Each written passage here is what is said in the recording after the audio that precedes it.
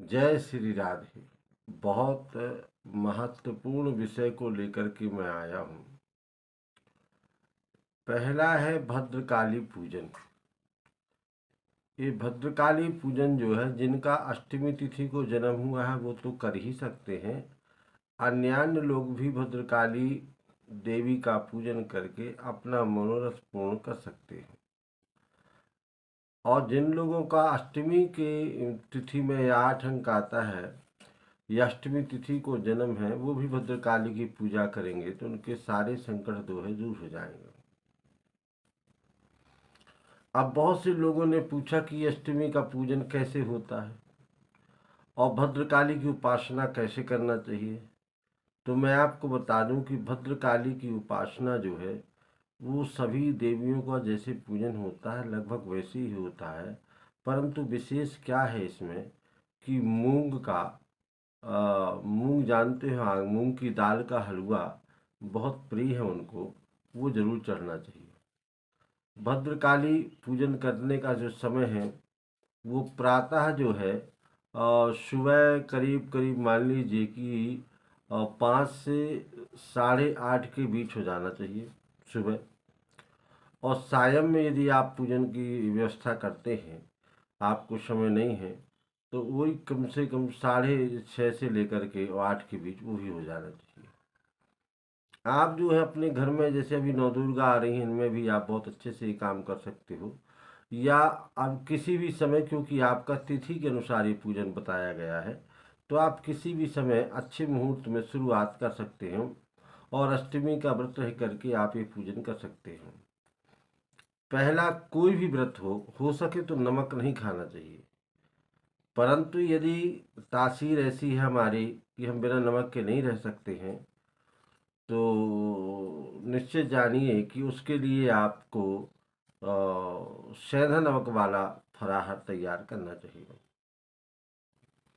मैं आपको अब क्रम बताता हूँ भद्रकाली पूजन का। भद्रकाली पूजन का एक आसन जो है, वो पूरब अपने घर के पूर्व दिशा में जाइए और वहाँ पर एक पटा रखिए। पटा के ऊपर लाल कपड़ा बांध दीजिए रक्षा सूत्र के द्वारा। और रक्षा सूत्र में बांधने के बाद उस पटा के ठीक सामने एक कलश जो है रंगीन चौक के ऊपर, चौक अच्छा पूरा हो, आटा से, हल्दी से, रोरी से, अन्यान्य विधियों से चौक पूरा हो, और उस चौक के ऊपर अनाज रखते हुए फिर एक कलश जो बहुत अच्छा सजा हो, स्वास्तिक बना हो, उस कलश में चावल, सुपारी, पैसा डला हो अंदर जल में, और उसके ऊपर जो है एक दिया रखना है, जो जब पूजा करें तब वो जलेगा, यानी पूरा कलश कहलाया। फिर इसी तरह का एक और कलश सजाना है, जो उस पटा के ऊपर एक नारियल में कपड़ा वेष्टित करना, वेष्टित यानी होता है उसमें बांधना है। एक नारियल में कपड़ा बांधना है और उसमें सिंदूर से स्वास्तिक बनाना है। और स्वास्तिक बनाने के बाद वो लोटा को ऊपर रखना है और 16 सुपारी और 16 कुरी, चावल की कुरी यानी होता है चावल पुंज, उनको रखना है।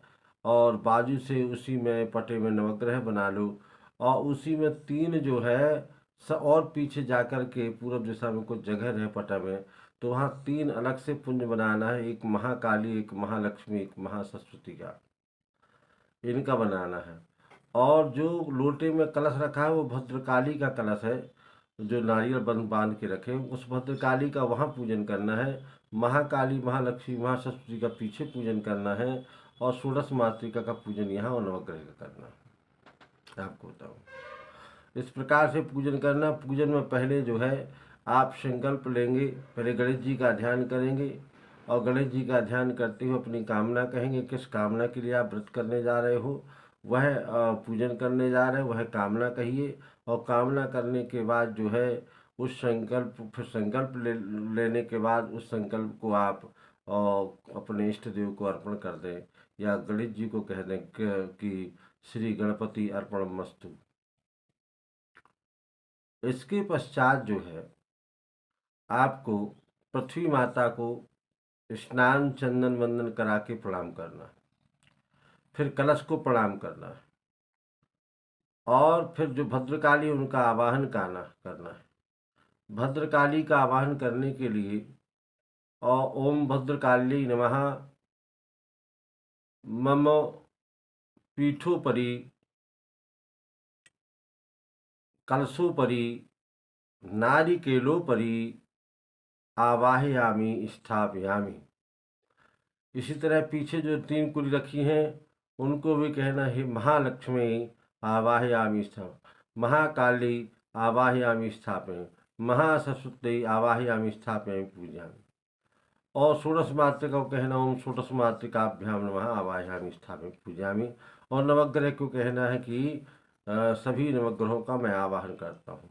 मैं पूजा को इतना सरलीकृत कर देता हूँ जिससे कि आप इस पूजा को अच्छे से कर सको।